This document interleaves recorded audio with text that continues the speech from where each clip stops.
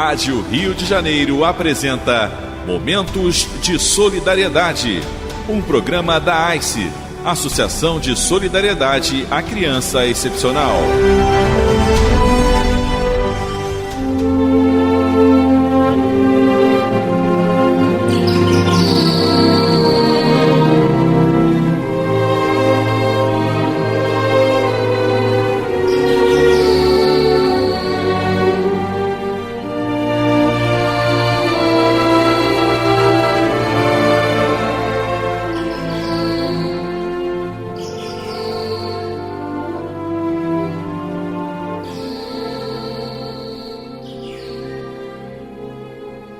Não sejamos felizes sem que os outros o sejam também. Desembargador Liborne Siqueira.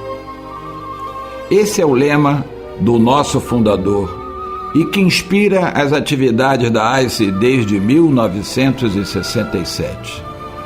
São mais de meio século buscando fazer a diferença, buscando contribuir para a construção de um mundo melhor, mediante ações de solidariedade com famílias, crianças, jovens, adultos e idosos em situação de exclusão social. A proteção social, a reabilitação de pessoas com deficiência, a educação dos indivíduos em cursos de graduação, pós-graduação em sua faculdade Fraice, o ensino técnico, o ensino fundamental, são os nossos meios.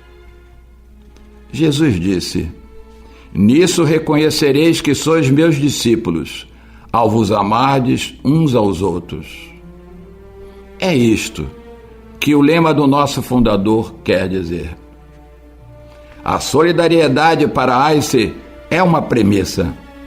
É um sentimento que nos remete à aceitação de compromissos com a fraternidade e com a responsabilidade recíproca diante das dores e adversidades dos irmãos do caminho. Não basta sermos irmãos, é preciso nos sentirmos irmãos. Amarás o Senhor teu Deus de todo o teu coração, de toda a tua alma e de todo o teu espírito. Este, o maior e o primeiro mandamento. E aqui tendes o segundo, semelhante a esse: amarás o teu próximo como a ti mesmo. Toda a lei e os profetas se acham contidos nesses dois mandamentos. Mateus, capítulo 22, versículo de 34 a 40. Então, como podemos nos considerar felizes vivendo neste mundo de desigualdades e exclusões, se nada fizermos para ajudar as pessoas que em nosso redor vivem em situação de vulnerabilidade e exclusão? Somos filhos do mesmo Deus. Portanto, não basta sermos responsáveis por nossa própria evolução. Devemos ser corresponsáveis pela evolução dos irmãos do caminho. A empatia, isto é, colocar-se no lugar do outro, é uma virtude essencial. A alteridade, ou seja, aceitar o outro como legítimo outro, é uma qualidade fundamental para o nosso aprendizado e crescimento espiritual. Solidariedade, eis nosso objetivo. Fraternidade, eis a nossa missão. A AICE, Associação de Solidariedade à Criança Excepcional, e a Rádio Rio de Janeiro estão solidárias nesses propósitos, bem como solidária com todos vocês, caros ouvintes. Mas para isso, necessitam de sua contribuição, para que possam continuar a cumprir suas missões. Vocês são os nossos mantenedores. Lembrem-se do lema: não sejamos felizes sem que outros o sejam também. Liborne Siqueira.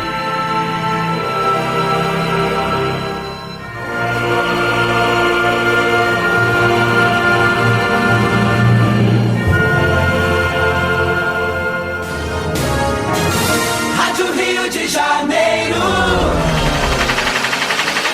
Quer ser sócio do Clube da Fraternidade da Rádio Rio de Janeiro?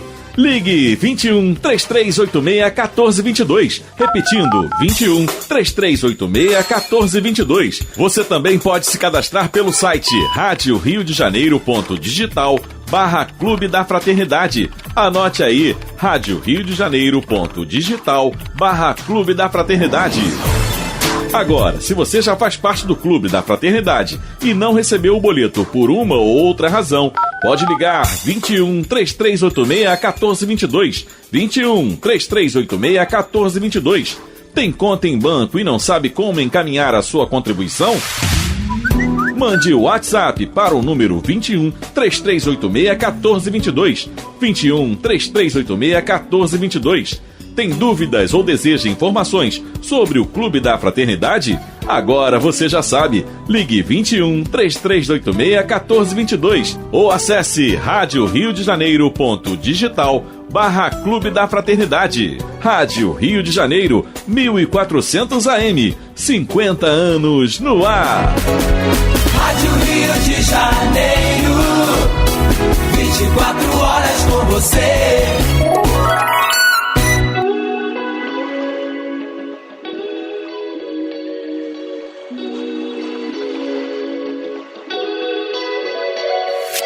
Olá, ouvintes da Rádio Rio de Janeiro, sejam bem-vindos ao Momentos de Solidariedade, um programa da ICE que tem como missão a inclusão social, a formação profissional e a transformação de vidas.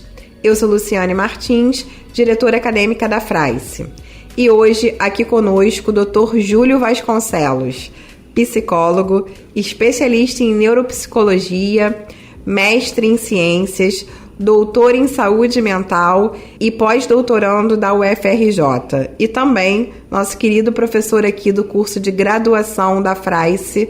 Seja muito bem-vindo, Júlio. Obrigado, Luciano. Obrigado, eu agradeço o convite. Tantos títulos aqui, né, Júlio? Vamos saber aí da primeira pergunta, se psicologia realmente foi tua primeira opção.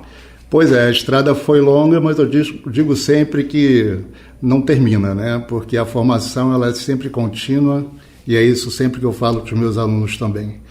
Por incrível que pareça, a psicologia não foi a minha primeira opção, né? Então, eu sempre fui um apaixonado pela área das neurociências, desde os meus 13 anos de idade, né?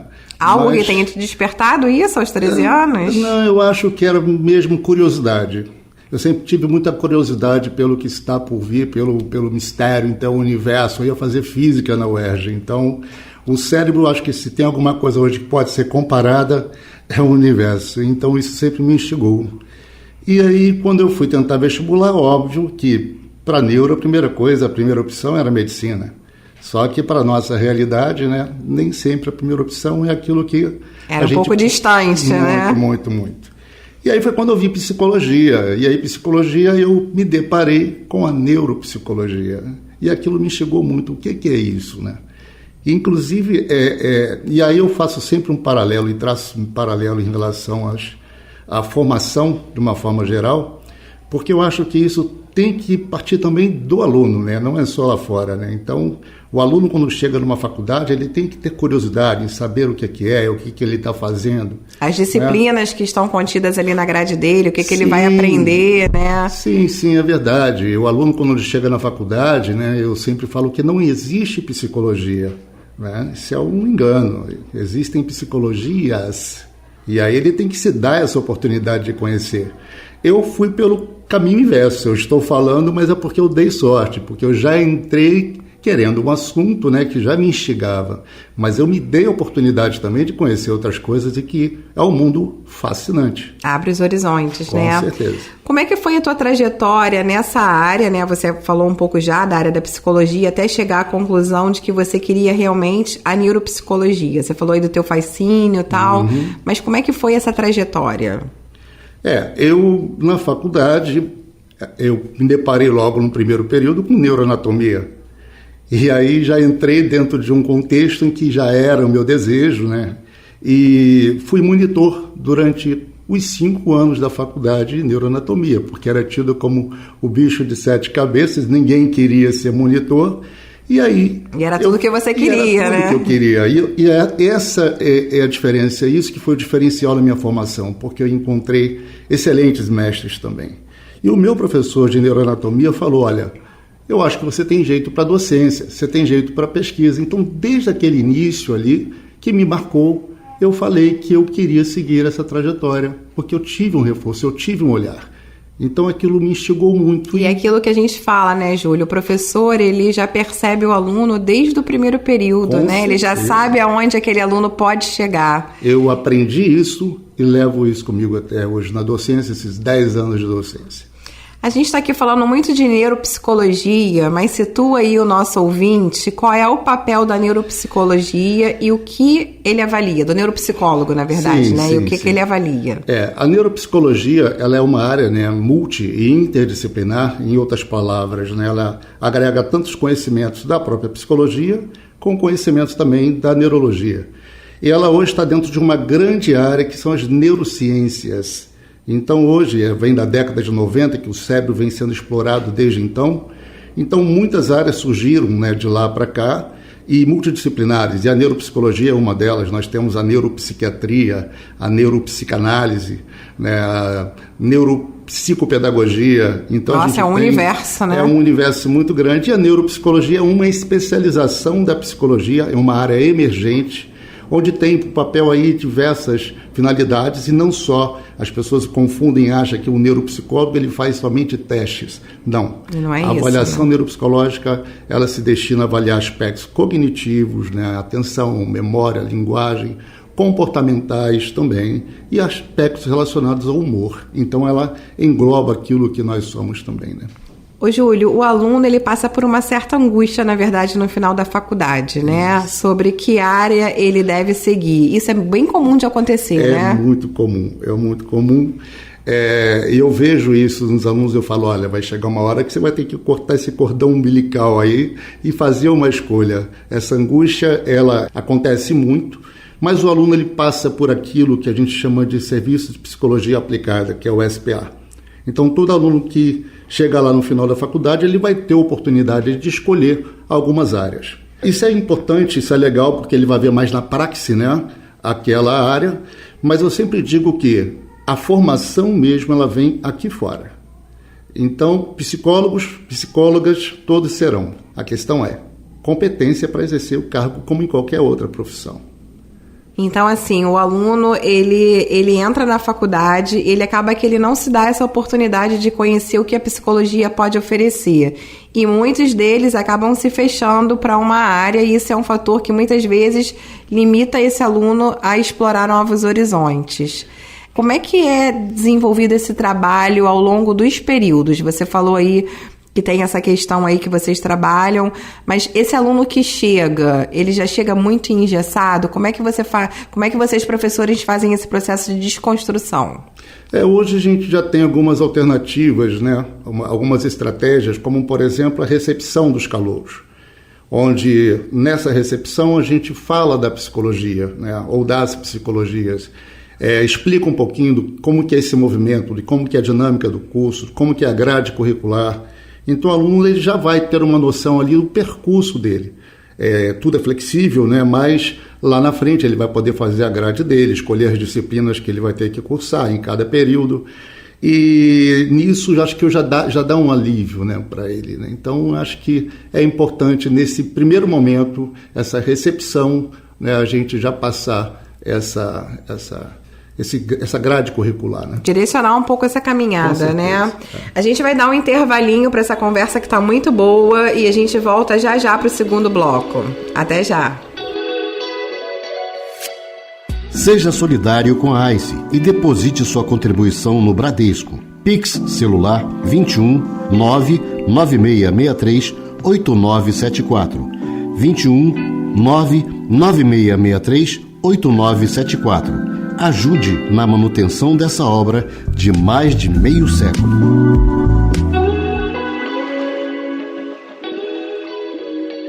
Voltamos agora para o nosso segundo bloco do programa. Hoje eu estou aqui com o Dr. Júlio Vasconcelos, psicólogo. A gente está levando um papo aqui sobre neuropsicologia. Ele já deu bastante explicação aqui do que é. E, Júlio, você considera que o mercado ele é promissor e ele está em constante expansão? Sim, Luciane. A neuropsicologia ela é uma área emergente, né? Assim que a gente chama, por exemplo, as disciplinas que acabam demandando durante a nossa formação.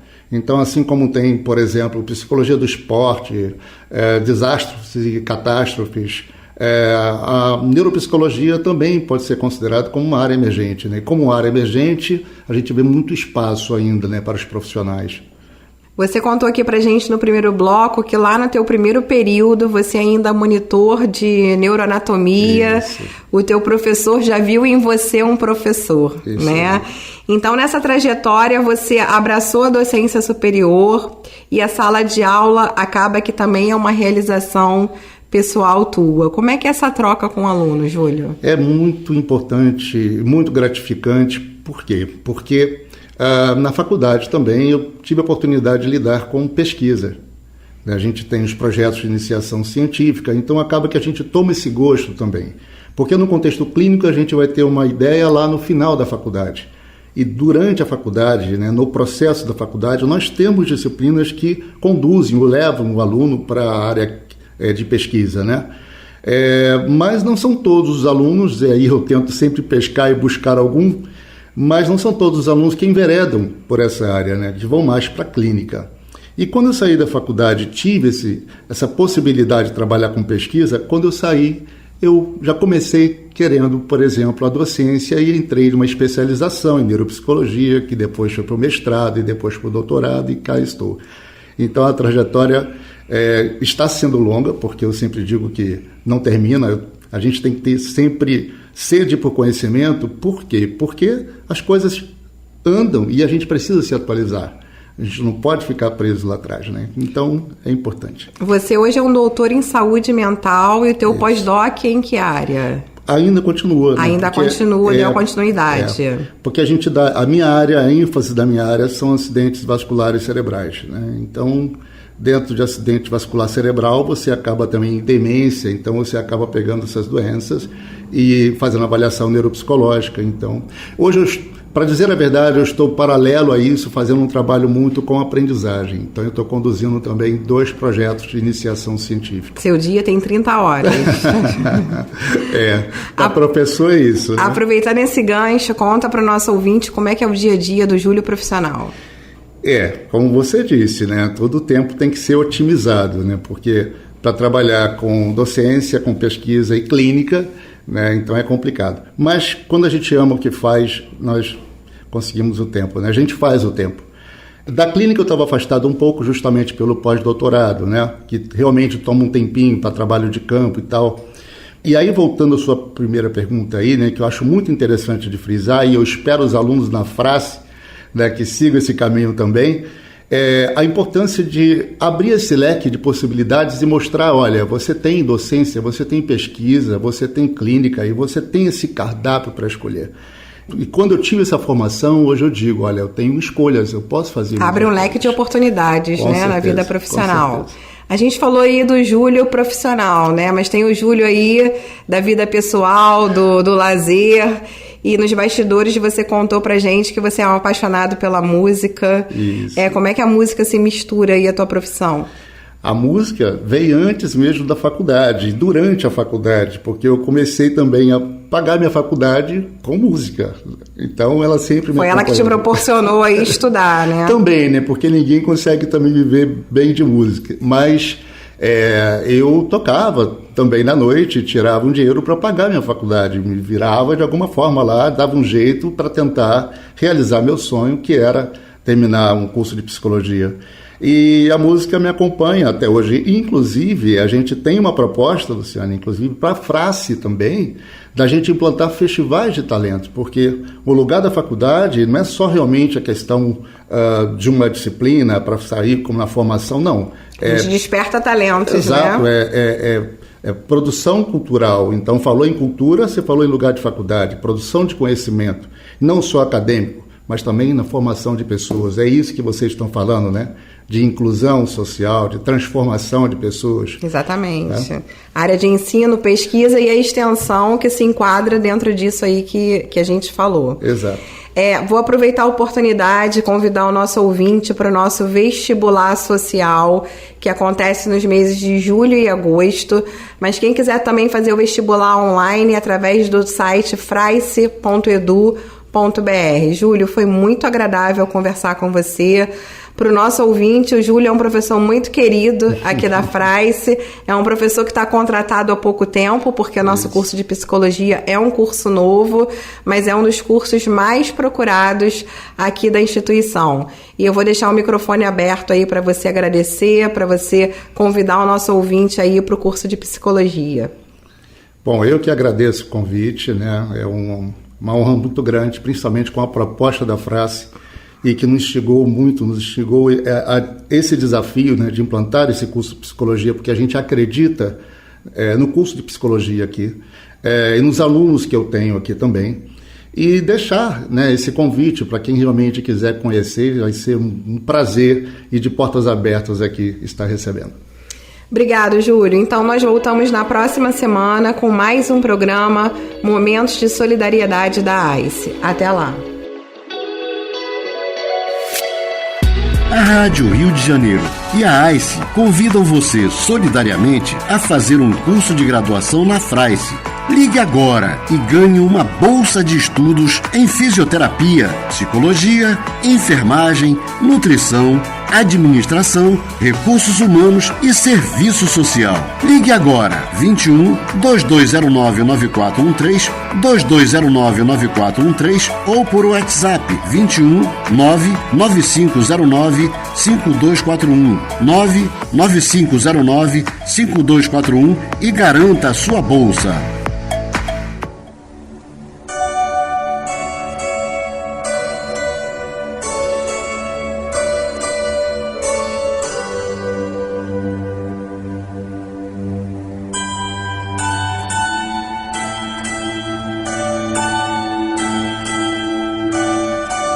Uma luz. Por vezes, tanto empeço na estrada que indagas coração de alma desencantada. Por que meios humanos prosseguir? Entretanto, ergue a fronte ao vasto firmamento, da nuvem mais pesada ou do céu mais cinzento, uma luz há de vir. Deus a ninguém esquece, ante a sombra noturna, sem bússola na selva, imóvel e soturna, o viajor se detém sem coragem de agir. Pensando em Deus, a névoa se condensa, mas a oração lhe diz, além da sombra imensa, uma luz há de vir. Abate-se na mina a sinistra barragem. Pedras, detrito e lama impedem a passagem. Vozes clamam no fundo, a gemer e a pedir. Eis que a prece se eleva, e ao socorro da altura gritam vozes de irmãos, promovendo a abertura. Uma luz há de vir. É noite, sobre o mar há vulcões em batalha. Relâmpagos relembram fogo de metralha, no trovão a rugir. O barco aos vagalhões treme, estremece, estala. Pequena multidão ora, espera e se cala. Uma luz há de vir. Desse modo igualmente alma fraterna, quando a prova por sombra te governa, qual noite que te oculta as visões do porvir, quando tudo pareça a escuridão que avança, trabalha, serve, crê e ouve a voz da esperança. Uma luz há de vir. Maria Dolores.